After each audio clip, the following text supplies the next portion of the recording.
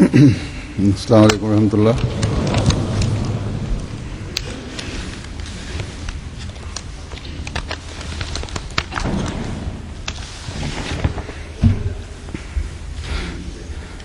اشہد ان لا الہ الا اللہ وحدہ لا شریک لہ واشہد ان محمدا عبدہ ورسولہ. اما بعد فاعوذ باللہ من الشیطان الرجیم.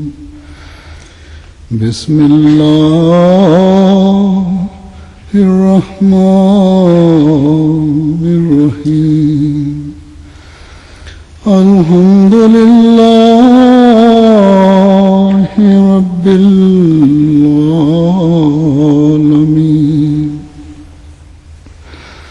الرحمن الرحیم مالک یوم الدین. إياك نعبد وإياك نستعين. اهدنا الصراط المستقيم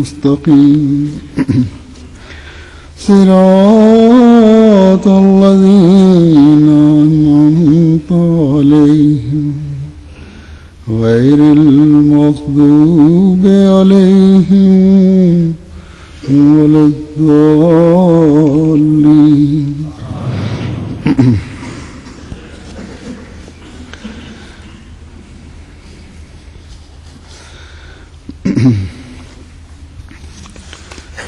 اللہ تعالیٰ کی ایک صفت ولی ہے،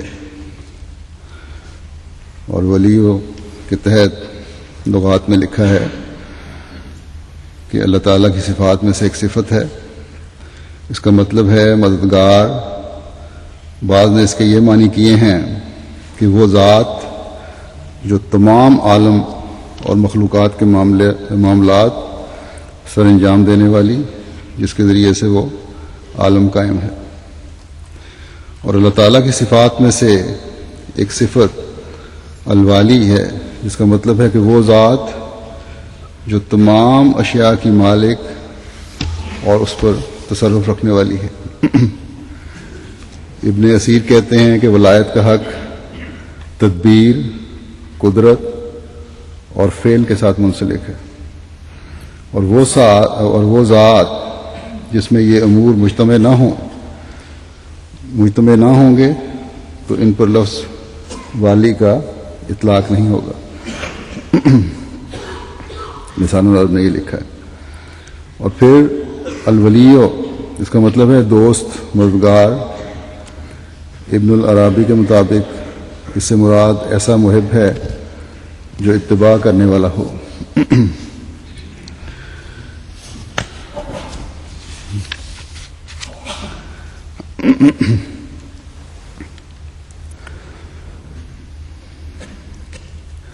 اللہ تعالیٰ نے فرمایا ہے کہ اللہ ولی الذین آمنوا، سورہ بقرہ کی آیت ہے.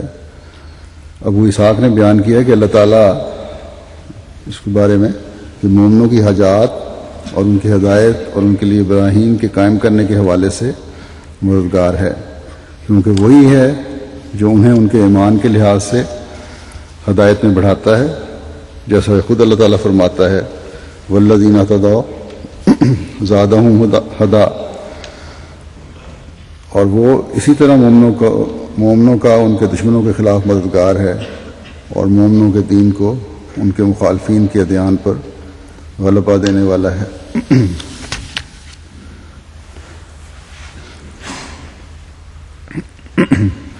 یہ جو آیت کا تھوڑا سا حصہ میں نے بتایا تھا سورہ بقرہ کی، یہ مکمل آیت اس طرح ہے کہ اللہ ولی الذین آمنوا یخرجہم من الظلمات الی النور والذین کفروا اولیاءہم الطاغوت یخرجونہم من النور الی الظلمات اولئک اصحاب النار ہم فیہا خالدون کہ اللہ ان لوگوں کا دوست ہے جو ایمان لائے، وہ ان کو اندھیروں سے نور کی طرف نکالتا ہے، اور وہ لوگ جنہوں نے کفر کیا ان کے دوست شیطان ہیں، وہ ان کو نور سے اندھیروں کی طرف نکالتے ہیں، یہی لوگ آگ والے ہیں اور وہ اس میں لمبا عرصہ رہنے والے ہیں۔ بس حقیقت یہی ہے، جیسا کہ اللہ تعالیٰ نے بیان فرمایا کہ اللہ تعالیٰ ایمان لانے والوں کا دوست بنتا ہے، یعنی ایسا ایمان جس میں دنیا کی ملونی نہ ہو۔ ایمان لانے کے بعد وہ اللہ کے نور کی تلاش میں مزید ترقی کی طرف قدم بڑھانے کی کوشش کرتے ہیں، انہیں کامیابیاں پھر اللہ تعالیٰ عطا فرماتا ہے۔ یہاں اندھیروں سے روشنی کی طرف نکالنے کا مطلب ہے کہ روحانی اور جسمانی کمزوریوں سے روحانی اور جسمانی ترقی اور مضبوطی کی طرف لے جانا۔ بس اللہ تعالیٰ اعلان فرما رہا ہے کہ جو ایمان لائے اللہ تعالیٰ انہیں انفرادی طور پر بھی اور جماعتی طور پر بھی روحانی اور جسمانی کامیابیاں عطا فرمائے گا، اور ان کو تکلیفوں اور پریشانیوں سے نجات دے گا، مگر شرط ایمان لانا اور اس میں ترقی کرنا ہے، اور یہ ترقی اللہ تعالیٰ کے احکامات کو پڑھنے، سمجھنے اور ان پر عمل کرنے سے ہوتی ہے، اور جو اس طرح عمل کرنے کی کوشش کرتے ہیں اللہ تعالیٰ ان کا ولی ہو جاتا ہے۔ کوئی مخالف، کوئی دشمن، کوئی دنیا کی حکومت ایسے لوگوں کو ختم نہیں کر سکتی۔ لیکن یہاں یہ بات بھی واضح ہو کہ اللہ تعالیٰ فرماتا ہے کہ مومنوں پر مشکلات بھی آتی ہیں، مصیبتیں بھی آتی ہیں، جان، مال اور اولاد کا نقصان بھی برداشت کرنا پڑتا ہے۔ اگر یہ سب کچھ ہے تو پھر یہ کہنا کہ جسمانی مشکلات سے بھی نکالتا ہے، اس کا کیا مطلب ہوا؟ یہ تو مطلب دیا جا سکتا ہے اس سے اندھیروں سے روشنی کی طرف لے جانے کا کہ روحانی ترقی میں قدم آگے بڑھتے ہیں ایمان لانے والوں کے، اور اللہ تعالیٰ ان کا دوست ہو کر روحانیت میں ترقی دیتا چلا جاتا ہے ان لوگوں کو، اور آخرت میں پھر جیسا کہ اس نے وعدہ فرمایا ہے اجر سے نوازے گا۔ لیکن یاد رکھنا چاہیے کہ مومن جب اللہ تعالیٰ پر پختہ ایمان لاتا ہے تو صرف اپنی ذات کا مفاد اور ذاتی تکالیف اس کے پیش نظر نہیں ہوتے، بلکہ وہ جماعتی زندگی کی طرف دیکھتا ہے۔ بے شک ایک مومن کو ذاتی طور پر جسمانی اور مادی اور اقتصادی مشکلات کا سامنا کرنا پڑتا ہے، نقصانات کا سامنا کرنا پڑتا ہے، لیکن یہ انفرادی نقصانات بھی اکثر اوقات اگر وہ دین کی خاطر ہو رہے ہوں تو جماعتی ترقی کا باعث بنتے ہیں۔ اسلام میں ابتداء میں جب مکے میں آزادی سے تبلیغ بھی نہیں کی جا سکتی تھی اور بڑی سخت مظلومیت کی زندگی مسلمان گزار رہے تھے، جب اس زمانے میں مسلمانوں نے قربانیاں دیں تو کیا وہ قربانیاں رائے گاں گئیں؟ جو ظلموں کا نشانہ مسلمان اصول بنائے گئے، کیا وہ بے فائدہ تھے؟ نہیں، ہرگز نہیں۔ وہ اس وقت بھی جو مٹھی بھر مسلمان تھے، ان کے ہر قربانی جو تھی ان کے ایمانوں میں مضبوطی پیدا کرنے والی بنتی تھی، اور اس کے ساتھ ساتھ جماعتی ترقی کا بھی باعث بنتی چلی جاتی تھی۔ تبلیغ نہیں اس سے رک گئی، مسلمان ہونا یا اسلام میں شامل ہونا اس سے نہیں رک گیا، ظلم کے باوجود ترقی پر قدم بڑھتے چلے گئے۔ پھر ان ظلموں کی وجہ سے جو ہجرت کرنی پڑی، تو ہجرت کرنے پر مزید ترقی کے دروازے اللہ تعالیٰ نے کھولے۔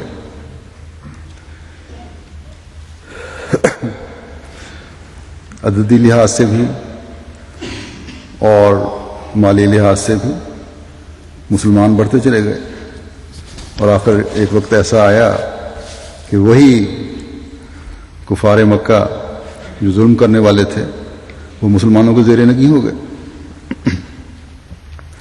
جماعت احمدیہ کی تاریخ بھی دیکھ لیں، ہر ابتلا اور امتحان جماعت کی جہاں روحانی ترقی کا باعث بنتا ہے اور بنا ہے، وہاں مادی اور جسمانی ترقی کا بھی باعث بنا ہے۔ 74 کے حالات نہ ہوتے تو ایک حصہ جو ملک سے باہر نکل کر پھیلا وہ نہ نکل سکتا۔ کوئی چھوٹا موٹا کاروبار کرنے والا تھا، کوئی معمولی ذمہ دارہ کرنے والا تھا، کوئی معمولی ملازمت کرنے والا تھا، بچوں کی تعلیم کے بھی وسائل بعض کو میسر نہیں تھے ٹھیک طرح، یا وسائل تھے تو ماحول نہیں تھا۔ یورپ میں آ کر کئی بچے جو ایم ایس سی اور پی ایچ ڈی کر رہے ہیں یا کی ہے انہوں نے، یا ڈاکٹر بنے ہیں، انجینئر بن گئے ہیں، پاکستان میں انہی کے عزیز اتنی تعلیم نہیں حاصل کر سکے، یا رجحان نہیں ہوا، یا وسائل نہیں تھے۔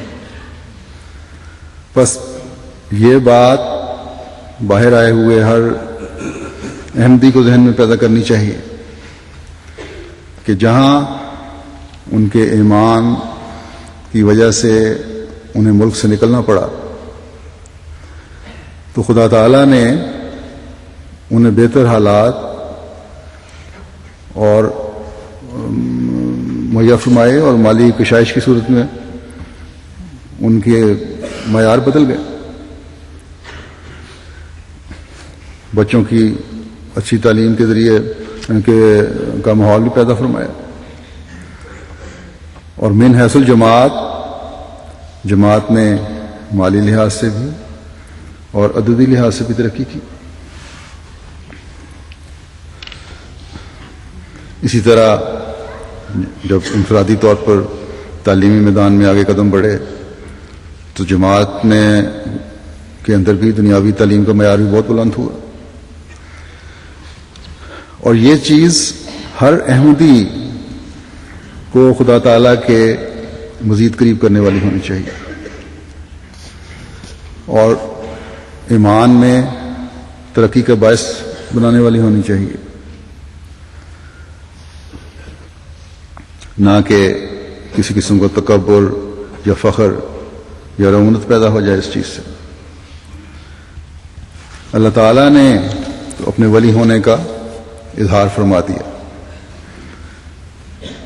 ہم نے بھی حقیقی عبد بنتے ہوئے عبد بننے کا نمونہ دکھانا ہے، اور پھر یہ چیز ہمیں مزید روشنیاں دکھانے والی بنتی چلی جائے گی، اور پھر صرف باہر آنے والوں میں ہی ترقی نہیں ہوئی، بلکہ ان ظلموں کی وجہ سے جو پاکستان میں 74 میں ہوئے، پاکستان میں رہنے والوں پر بھی اللہ تعالیٰ نے فضل فرمایا، جن کے کاروبار تباہ کرنے کی کوشش کی گئی تھی، اللہ تعالیٰ نے پھر ان کے کاروباروں میں ترقیاں دیں، جیسا کہ ہم نے ولی کے معنی میں دیکھا ہے۔ ولی دوست اور مددگار کو بھی کہتے ہیں۔ بس جس نے احمدیت کی خاطر قربانی دی، اللہ تعالیٰ نے اسے یا اس کی نسل کو حقیقی دوست اور مددگار بنتے ہوئے ترقیات سے نوازا۔ پھر دیکھیں 84 میں جب جماعت پر زمین تنگ کی گئی یا تنگ کرنے کی کوشش کی گئی اور خلیفہ وقت کو وہاں سے ہجرت کرنی پڑی، تو پھر کون کام آیا؟ وہی ولی اور دوست اور مددگار جو تمام اشیاء پر تصرف رکھنے والی ذات ہے۔ اس نے خلیفۃ المسیح رابع کی ایسی حفاظت اور مدد سفر کے دوران فرمائی مختلف مواقع پر جو کوئی بھی دنیاوی دوست نہیں کر سکتا۔ پھر اس بات نے جہاں افراد جماعت کے ایمانوں میں مضبوطی پیدا کی، وہاں اس ہجرت کے نتیجے میں جماعت کی عددی ترقی بھی ہوئی، اور پھر MTA کی نعمت سے اللہ تعالیٰ نے روحانی ترقی اور تبلیغ کے سامان بھی مہیا فرمائے۔ ایک وقت میں دنیا میں ایک آواز سنی جاتی ہے جو تربیت اور تبلیغ کی طرف توجہ دلانے والی ہے۔ پھر اس آیت میں جہاں ایمان میں ترقی کے ساتھ ساتھ جسمانی ترقی کا وعدہ کیا گیا ہے، وہاں ایمان نہ لانے والوں کے بارے میں بتایا کہ والذین کفروا اولیاؤہم الطاغوت یخرجونہم من النور الی الظلمات، اور جو لوگ کافر ہیں ان کے دوست شیطان ہیں، وہ انہیں روشنی سے اندھیروں کی طرف لے جاتے ہیں۔ بس اللہ تعالیٰ نے یہ اصولی فیصلہ فرما دیا کہ اللہ تعالیٰ کی باتوں کا انکار کرنے والے شیطان کے دوست ہیں، اور شیطان روشنی سے اندھیروں کی طرف لے جاتا ہے۔ کبھی اس کے پیچھے چلنے والے روشنیوں کے نظارے نہیں کر سکتے۔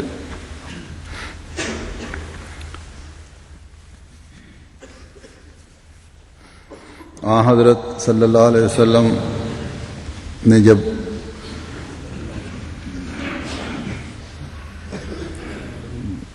دعویٰ فرمایا اور مکے والوں کو ہدایت کی طرف بلایا، تو سرداران قریش، جن میں سے بعض بڑے عقل مند اور اچھے انسان کہلاتے تھے اور بعض نیکیاں بھی کرتے تھے، لیکن حضرت صلی اللہ علیہ وسلم کے انکار کی وجہ سے شیطان کے بہکاوے میں آ کر یا بہکاوے میں آنے کی وجہ سے ان نیکیوں سے محروم ہوتے چلے گئے، اور آخر ہلاکت ان کا مقدر بن گئی۔ ابو الحکم پہلے ابو جہل بنا اور پھر ذلت کی موت ملی۔ گزشتہ خطبے میں نے ذکر بھی کیا تھا اس کا، اور آج تک ابو جہل ہی کہلاتا ہے، بلکہ تا قیامت ابو جہل ہی کہلائے گا۔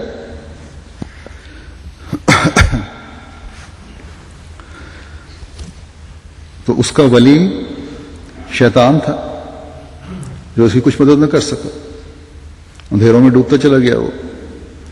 لیکن حبشی غلام بلال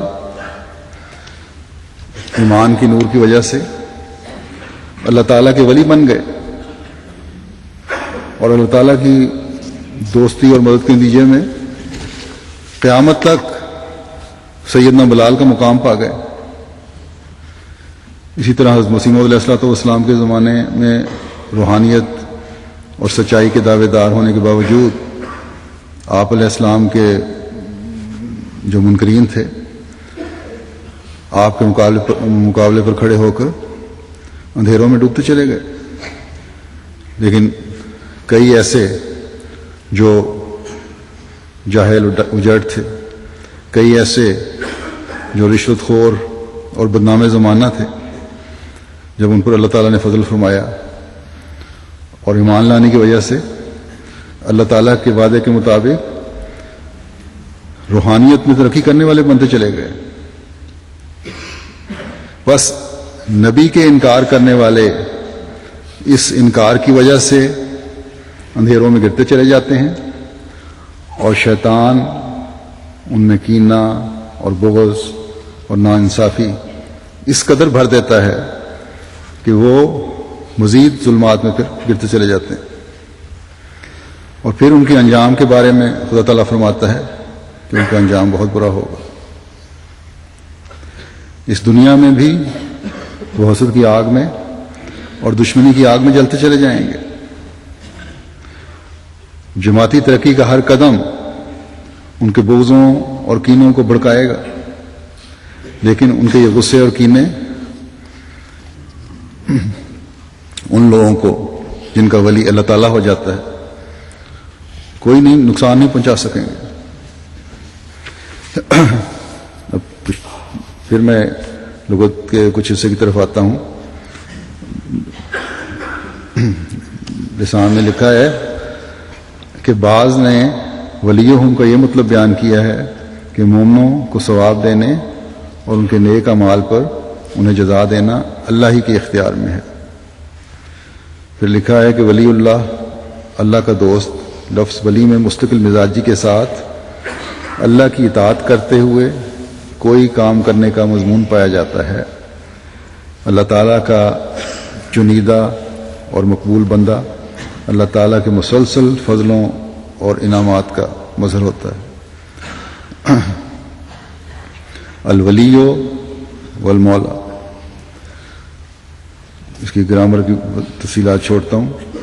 اب آگے بیان ہے کہ مومن کو ولی اللہ تو کہہ سکتے ہیں، لیکن مولا اللہ کہنا ثابت نہیں ہے. مگر اللہ تعالیٰ کے متعلق ولی المومنین و مولا ہوں دونوں طرح کہنا درست ہے. پھر انہوں نے مختلف آیات کے حوالے سے آگے اس کی مزید وضاحت کی ہے.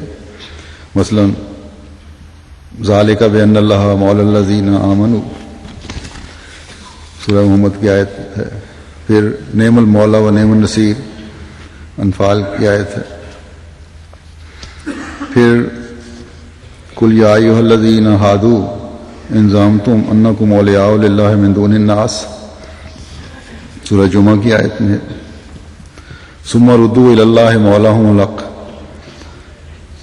سورۃ الانعام کی آیت ہے. وما لہم من دونہ من وال، الرعد کی آیت ہے.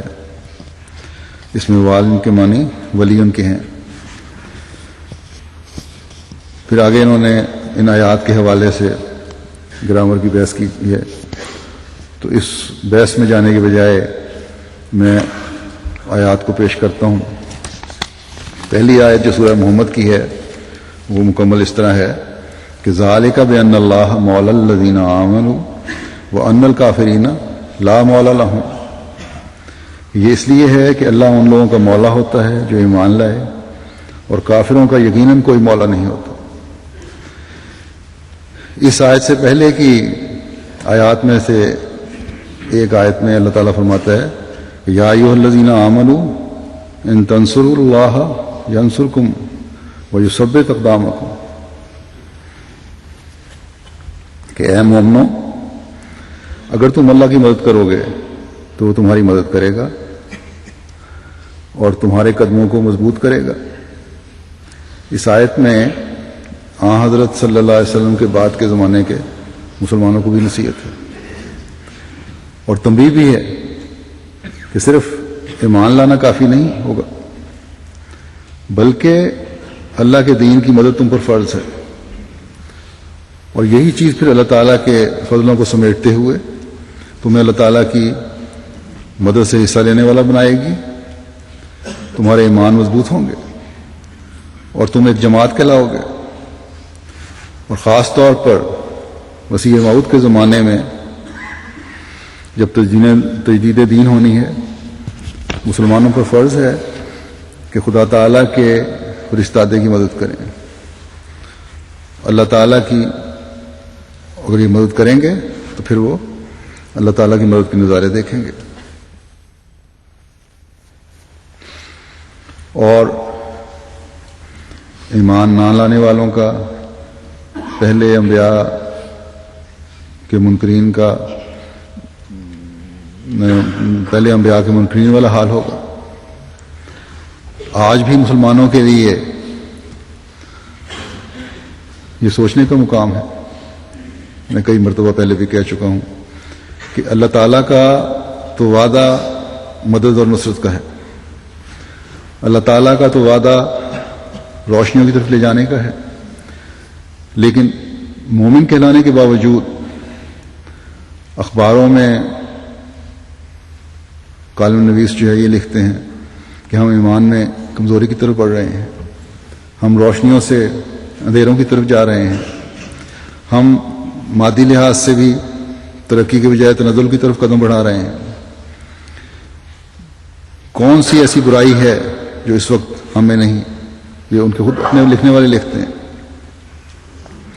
بس کہیں نہ کہیں ہم نے اس خدا کو ناراض کیا ہوا ہے جو مومنوں کا مولا ہے. اب بھی سوچنے کا وقت ہے کہ اپنے اندر ایمان کی روشنی پیدا کریں, اللہ کے دین کی نصرت کے لیے آگے آئیں, وقت کے امام کی پہچان کریں, حضرت صلی اللہ علیہ وسلم کا سلام پہنچائیں. صرف اس بات کی ضد کرنا کہ نبوت کا دروازہ بند ہو گیا ہے اور اب کوئی نبی نہیں آ سکتا, عقل مندی نہیں ہے.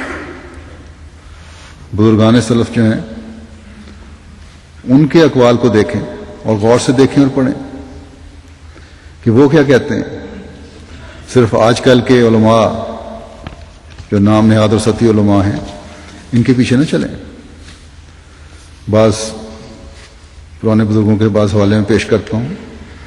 حضرت محی الدین اور جو ہماری جماعت کے لٹریچر میں اکثر موجود ہیں اور یہ ہم پیش کرتے ہیں, بلکہ ان کی اپنی کتابوں میں موجود ہیں. یہ حضرت محی الدین ابن عربی فرماتے ہیں کہ وہ نبوت جو حضرت صلی اللہ علیہ وسلم کے وجود پر ختم ہوئی وہ صرف تشریعی نبوت ہے, نہ کہ مقام نبوت. بس حضرت صلی اللہ علیہ وسلم کی شریعت کو منسوخ کرنے والی کوئی شریعت نہیں آ سکتی اور نہ اس میں کوئی حکم بڑھا سکتی ہے. اور یہی معنی ہے کہ حضرت صلی اللہ علیہ وسلم کے اس قول کہ رسالت اور نبوت منقطع ہو گئی, اور لا رسول بعدی ولا نبی, یعنی میرے بعد کوئی ایسا نبی نہیں جو میری شریعت کے خلاف کسی اور شریعت پر ہو. ہاں اس صورت میں نبی آ سکتا ہے کہ وہ میری شریعت کے حکم کے ماتحت آئے, اور میرے بعد کوئی رسول نہیں, یعنی میرے بعد دنیا کے کسی انسان کی طرف کوئی ایسا رسول نہیں آ سکتا جو شریعت لے کر آوے اور لوگوں کو اپنی شریعت کی طرف بلانے والا ہو. بس یہ وہ قسم نبوت ہے جو بند ہوئی اور اس کا دروازہ بند کر دیا گیا ہے, ورنہ مقام نبوت بند نہیں. فتوحات مکیہ جلد 2 صفحہ 73. پھر ایک اور حوالہ ہے ان کا کہ نبوت کلی طور پر اٹھ نہیں گئی. اسی وجہ سے ہم نے کہا تھا کہ صرف تشریعی نبوت بند ہوئی ہے. یہی معنی ہے لا نبی آبادی کے. بس ہم نے جان لیا کہ حضرت صلی اللہ علیہ وسلم کا لا نبی آبادی فرمانا انہی معنوں سے ہے کہ خاص طور پر میرے بعد کوئی شریعت لانے والا نہ ہوگا, کیونکہ حضرت صلی اللہ علیہ وسلم کے بعد اور کوئی نبی نہیں.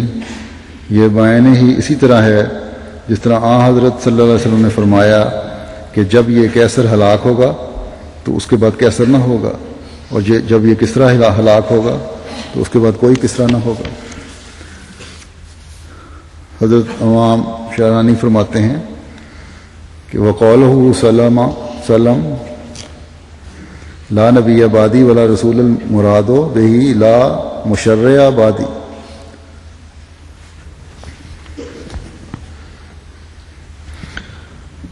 کہ حضرت صلی اللہ علیہ وسلم کا یہ قول کہ میرے بعد نبی نہیں اور نہ رسول, اس سے مراد یہ ہے کہ میرے بعد کوئی شریعت لانے والا نبی نہیں. الجواقیت والجواہر جلد 242۔ پھر حضرت ملا علی قاری لکھتے ہیں موضوعات کبیر صفحہ 58-59 میں کہ میں کہتا ہوں کہ اس کے ساتھ حضرت صلی اللہ علیہ وسلم کا فرمانا کہ اگر میرا بیٹا ابراہیم زندہ رہتا تو نبی ہو جاتا، اور اسی طرح اگر عمر رضی اللہ تعالیٰ عنہ نبی ہو جاتا تو حضرت کے صلی اللہ علیہ وسلم کے متبعین میں سے ہوتے۔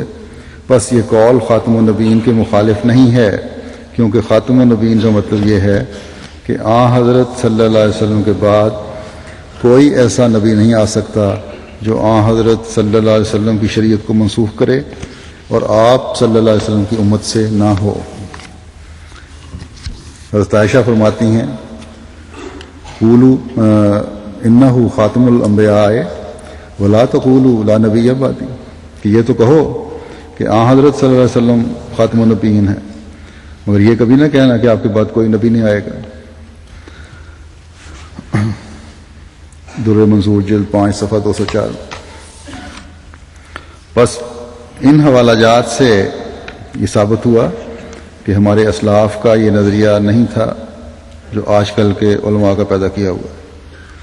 اللہ تعالیٰ کی آیات پر غور کریں اور ان حوالہ جات پر غور کریں تو ہر بات روز روشن کی طرح واضح ہو جاتی ہے۔ پھر اس بات پر بھی غور کریں کہ اللہ تعالیٰ ایسے شخص کو کس طرح مہلت دے سکتا ہے جو اس کی طرف جھوٹ منسوب کر کے الہامات بیان کر رہا ہو اور دعویٰ کرے کہ میں اس کی طرف سے بھیجا گیا ہوں، اور یہاں تو اس کے الٹ ہم معاملہ دیکھ رہے ہیں کہ حضرت مسیح موعود علیہ الصلوۃ والسلام اللہ تعالیٰ کی طرف سے ہونے کا دعویٰ کرتے ہیں تو اللہ تعالیٰ کی تائیدات ہمیں ہر قدم پر نظر آتی ہیں۔ اللہ تعالیٰ کے ولی اور مولا ہونے کے روشن نشان ہمیں نظر آتے ہیں۔ اللہ تعالیٰ نے آپ کو فرمایا ایک دفعہ کہ واللہ ولیوں کا و ربوں کا، اور خدا تعالیٰ تیرا متولی اور تیرا پرورندہ ہے، یعنی ولی اور پالنے والا ہے۔ پھر آپ کو ایک الہام جو 1883 کا ہے، اس میں اللہ تعالیٰ نے آپ کو فرمایا الا ان اولیاء اللہ لا خوف علیہم ولا هم یحزنون، خبردار ہو بتحقیق جو لوگ مقربان الہی ہوتے ہیں ان پر نہ کچھ خوف ہے اور نہ کچھ غم کرتے ہیں۔ اور اس کے علاوہ بھی اس مضمون کے بے شمار الہامات آپ کو ہوئے۔ جھوٹے مدعی نبوت کے بارے میں خدا تعالیٰ فرماتا ہے کہ وَلَوْ تَقَوَّلَ عَلَيْنَا بَعْضَ الْأَقَاوِيلِ لَأَخَذْنَا مِنْهُ بِالْيَمِينِ، اور اگر بعض جھوٹ ہماری طرف منسوب کر دیتا تو ہم یقیناً اسے دائیں ہاتھ سے پکڑ لیتے۔ اور حضرت مسیح موعود علیہ الصلوۃ والسلام تو اپنے الہامات بیان کرنے کے بعد 25-26 سال اللہ تعالیٰ کی وجہ سے زندہ رہے، اور جماعت کی نہ صرف زندہ رہے بلکہ جماعت کی ترقیات دیکھی۔ اور یہی نہیں بلکہ بہت سے الہامات اللہ تعالیٰ نے بڑی شان سے پورے ہوتے ہوئے آپ کو دکھائے، اور اللہ تعالیٰ نے بے انتہا موقعوں پر اپنے ولی ہونے کا ثبوت دیا، ایسا واضح ثبوت جو ایک اندھے کو بھی نظر آتا ہے۔ آپ کو اللہ تعالیٰ نے فرمایا کہ میں تیرے ساتھ، اور آج تک بھی ہم دیکھ رہے ہیں اللہ تعالیٰ نے فرمایا کہ میں تیرے ساتھ اور تیرے پیاروں کے ساتھ ہوں۔ آج تک ہم یہ نظارہ دیکھ رہے ہیں اور انشاءاللہ آگے بھی دیکھیں گے۔ اللہ تعالیٰ نے آپ کو فرمایا کہ تیری دعوت کو دنیا کے کناروں تک پہنچا دے گا۔ یہ الہام ایک اور ہے، میری تیری تبلیغ کو دنیا کے کناروں تک پہنچاؤں گا، اس کے علاوہ یہ بھی ہے تیری دعوت کو دنیا کے کناروں تک پہنچا دے گا۔ یہ 1886 میں الہام ہوا۔ اس وقت قادیان کی کیا حالت تھی؟ کوئی ذرائع نقل و حمل اور رسل و رسائل نہیں تھے، کسی قسم کی سفر کی، ٹرانسپورٹ کی، کمیونیکیشن کی سہولت موجود نہیں تھی۔ پیدل بٹالے جانا پڑتا تھا سواری لینے کے لیے یا ٹانگے پہ چڑھ کے۔ قادیان ایک چھوٹا سا گاؤں تھا، کسی کا اس طرف آنا نہیں تھا، اور اس گاؤں سے ایک دعویٰ کیا آپ نے. اس وقت لوگ اس دعوے کو سن کے ہنستے ہوں گے، اور آج ہم دیکھیں کہ آپ کی دعوت دنیا کے کناروں تک پہنچ گئی ہے. اعتراض کرنے والے یہ اعتراض کرتے ہیں کہ یہ کون سی بڑی بات ہے، ہم بھی اپنی ویب سائٹ کے ذریعے سے یا اپنے ٹی وی چینل کے ذریعے سے اپنے پروگرام جو احمدیت کے خلاف ہیں یا اسلام کی جو بھی تھوڑی بہت تبلیغ کرتے ہیں دنیا کے کناروں تک پہنچا رہے ہیں. تو اگر یہ MTA کے ذریعے سے یا تبلیغوں کے ذریعے سے پہنچ گئے تو یہ تو کوئی ایسی بڑی بات نہیں ہے. لیکن سوچنے والی بات یہ ہے کہ کیا کسی نے ان وسائل کے بارے میں، ان وسائل کے نہ ہوتے ہوئے، ان وسائل کے شروع کرنے سے پہلے اللہ تعالیٰ سے خبر پا کر یہ اعلان کیا تھا کہ میں تیری تبلیغ کو دنیا کے کناروں تک پہنچاؤں گا، یا میں تیری دعوت کو دنیا کے کناروں تک پہنچاؤں گا؟ یا 100 سال پہلے تو بڑی بات ہے، اب بھی شروع کرنے سے چند مہینے یا سال پہلے یہ کسی نے اعلان کیا ہو کہ خدا تعالیٰ نے مجھے بتایا ہے کہ میں تمہارے اس کام کو دنیا کے کناروں تک پہنچاؤں گا. اگر تو کوئی دعویٰ کرتا ہے تو کھل کے اعلان کرے کہ ہاں مجھے خدا تعالیٰ نے بتایا تھا کہ یہ میرا پیغام ہے، دنیا تک پہنچاؤ، ویب سائٹ کے ذریعے پہنچاؤ یا ٹی وی چینل کے ذریعے پہنچاؤ، اور میں تمہاری مدد کروں گا. لیکن کبھی کوئی سامنے نہیں آ سکتا. ویسے اعتراض کرنا تو بڑا آسان ہے ہر بات پہ، اور آج کل کے اسکالرز اور علماء کا یہی حال ہے کہ بیٹھے بٹھائے جو چاہا آیا منہ میں اور اعتراض کر دیا.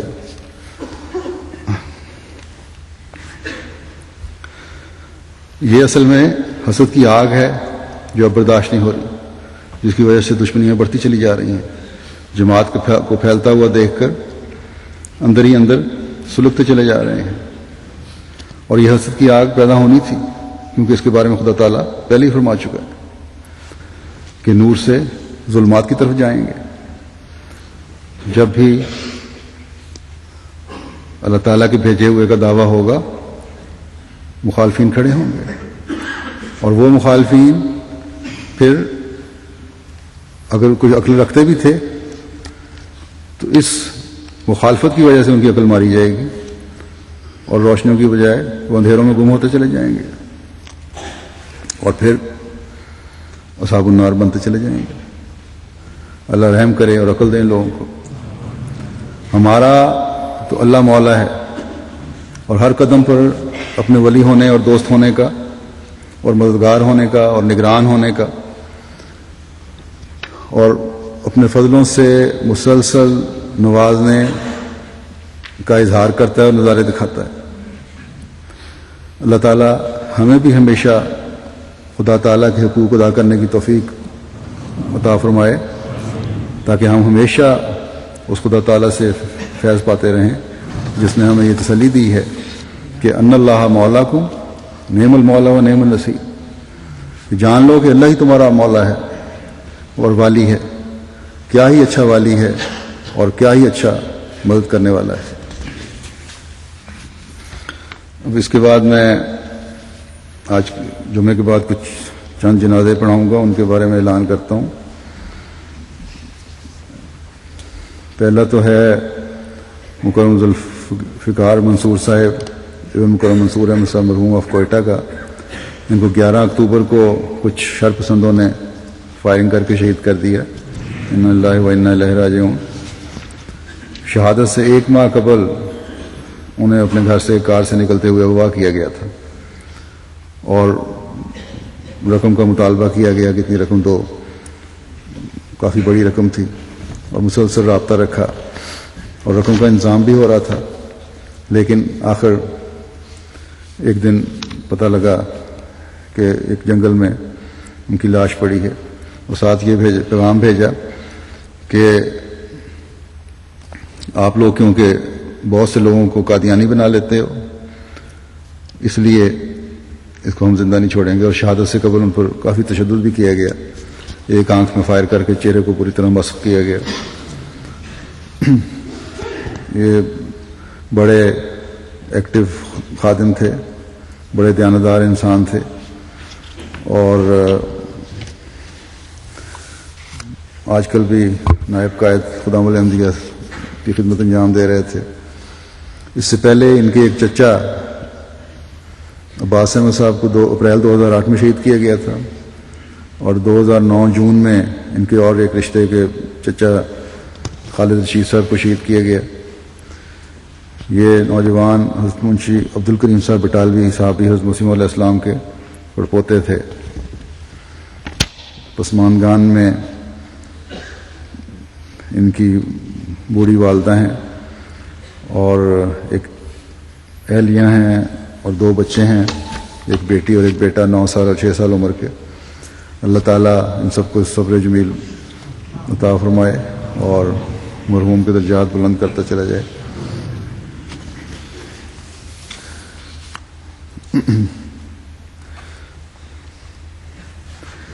دوسرے ہمارے مصر کے ایک دوست محمد اشوا صاحب 14 اکتوبر 2009 کو وفات پا گئے تھے۔ انا للہ و انا الیہ راجعون۔ آپ شام کے پرانے بزرگ، مخلص بزرگ تھے، اور بڑے مثالی احمدی تھے۔ خلافت اور نظام جماعت سے عشق اور وفا کا تعلق تھا، اطاعت اور احترام کا تعلق تھا، نیک اور متقی انسان تھے۔ جب بھی کوئی کام سپرد ہوتا بڑی ذمہ داری سے کرنے والے تھے۔ حضرت مسیح موعود علیہ السلام سے عشق تھا، آپ کے نام کے ساتھ ہی جذباتی ہو جایا کرتے تھے۔ 1950 میں LLB کی ڈگری حاصل کی، اور بڑے منجے ہوئے وکیل تھے۔ آپ کی بیعت کا واقعہ اس طرح ہے کہ بیعت سے قبل جماعت سے تعارف کے بعد ایک مشہور عالم ناصر البانی، جو جماعت کے شدید مخالف تھے اور حدیث کے بہت بڑے عالم تھے، اور عرب دنیا میں ان کا بہت چرچا تھا، ان سے ملنا شروع کیا اور ان سے جماعت کے عقائد کے بارے میں پوچھا، اور انہیں ایک واقعہ کا حوالہ دیتے ہوئے بتایا کہ ایک پادری نے ایک احمدی کے آگے کس طرح بے بس ہو گیا، کس طرح ہتھیار ڈالے، اور کیسے اس احمدی کی اس بات نے صلیب کو توڑ کر رکھ دیا۔ اس پر ناصر الدین البانی نے کہا کہ ہم عیسائیوں کا منہ بند کرنے کے لیے ان سے کہہ سکتے ہیں کہ عیسیٰ بن مریم علیہ السلام فوت ہو گئے ہیں۔ اس پر انہوں نے پوچھا کہ کیا حقیقت میں عیسیٰ علیہ السلام فوت ہو گئے ہیں؟ تو البانی صاحب نے کہا نہیں۔ اس پر آپ نے ان کو کہا کہ میں جا کر بیعت کرنے لگا ہوں، کیونکہ عقیدہ کسی دوغلی پالیسی کا محتاج نہیں ہوتا، اور پھر آپ نے بیعت کر لی، اور نیشنل عاملہ کے ممبر بھی تھے۔ حضرت مسلم موعود رضی اللہ عنہ جب شام تشریف لے گئے تو آپ کے ساتھ ان کو لبنان جانے کا شرف بھی حاصل ہوا۔ وہ بیان کرتے ہیں کہ اس سفر کے دوران بالبک کے آثار قدیمہ کے سیر بھی کی۔ بالبک پرانا معبد تھا، اس کی سیر کے دوران حضرت خلیفۃ مسیح ثانی رضی اللہ عنہ نے فرمایا کہ یہاں غیر اللہ کی عبادت ہوتی رہی ہے، لیکن آج ہم میں سے ہر ایک یہاں پر خدا واحد کی عبادت کرتے ہوئے 2 رکعت نفل ادا کرے۔ چنانچہ سب نے ایسا ہی کیا۔ بڑے اچھے وکیل تھے، اور خلافت سے ایسا تعلق تھا کہ وکیل ہونے کی وجہ سے ہر بات کے لیے وہ دلیل چاہتے تھے، لیکن جب یہ کہہ دیا جائے کہ خلیفہ وقت کی طرف سے یہ کہا گیا تو کہتے تھے بس ختم، جب آ گیا یہ حکم تو بات ختم ہو گئی، یہی فیصلہ ہے۔ خلافت رابعہ کے زمانے میں بعض احمدیوں پر مقدمات بنائے گئے، ان کی انہوں نے مقدمات میں پیروی کی اور رہائی کے سامان اللہ تعالیٰ نے فرمائے۔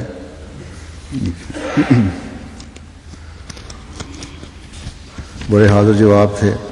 ایک دفعہ عدالت میں پیش ہوئے، شروع میں نوجوانی میں، حالانکہ وکالت کا لباس ہی پہنا ہوا تھا، تو جج نے بڑی استحضائیہ انداز میں ان کو دیکھ کر کے نوجوان وکیل ہے پوچھا کیا تم وکیل ہو؟ تو آپ نے بڑی، اور وہیں وکیل تھے مقدمے پیش ہونے والے، اور تو کوئی تھا نہیں، اور وکالت کے لباس میں بھی تھے۔ آپ نے فوراً جج سے پوچھا کہ کیا تم جج ہو؟ اسے جج خاموش ہو گیا اور سنایا کہ بڑا سکی برداشت کرنی پڑی.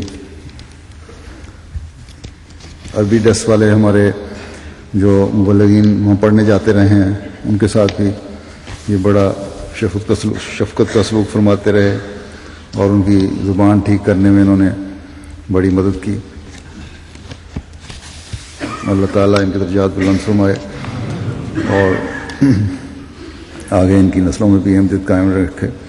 ہمارے محمد اویس سعود صاحب کارکن MTA کے اور محمد ملک صاحب کیمبرج یونیورسٹی UK میں ہیں آج کل، ان کے نواسے ہیں یہ دونوں. تیسرا جنازہ ہے میاں غلام رسول صاحب ابن مکرم میاں سراج الحق صاحب اور میرک ضلع اکاڑے کا. یہ ہمارے مبلغ مظفر احمد خالد صاحب ٹرینیڈاڈ کے ہیں، ان کے والد تھے، موسی تھے، رشتوں میں تدفین ہوئی. اور یہ صحابی کے بیٹے تھے حضرت مسیح علیہ السلام کے بڑے بیٹے، بے غیر معمولی خوبیوں کے مالک تھے، نیک، تجد گزار، غریبوں کا درد رکھنے والے. ان کے جنازے میں کئی غیر جماعت بھی شامل ہوئے اور انہوں نے کہا کہ آج ہم بھی یتیم ہو گئے. MTA کے ذریعے سے تبلیغ کرتے تھے، یہ کیسٹس کے ذریعے سے لوگوں کو تبلیغ کیا کرتے تھے اور ان کے ذریعے سے کئی بیعتیں ہوئی ہیں. چوتھے ہمارے ایک مبلغ مظفر احمد منصور صاحب وفات پا گئے 9 اکتوبر 2009 کو. ہارٹ اٹیک ہوا، ان کو اچانک وفات ہو گئی، 60 سال ان کی عمر تھی. یہ بھی مغربی افریقہ میں، آئیوری کوسٹ میں، بورکینا فاسو میں بھی خدمات بجا لاتے رہے ہیں. اصلاح ارشاد میں تھے آج کل، بڑے محنت سے کام کرنے والے تھے. بچپن سے میں ان کو جانتا ہوں. اطفال الحمدیہ میں بھی اور خدام الحمدیہ میں ہم نے اکٹھے کام کیا. بڑی محنت سے اور توجہ سے کام کرنے والے تھے. اللہ تعالیٰ ان سب کے درجات بلند فرمائے اور ان کے لواحقین کو صبر دے. مظفر منصور صاحب کی اہلیہ کے علاوہ 2 بیٹیاں اور 2 بیٹے ہیں. اللہ تعالیٰ سب کو اپنی حفاظت میں رکھے.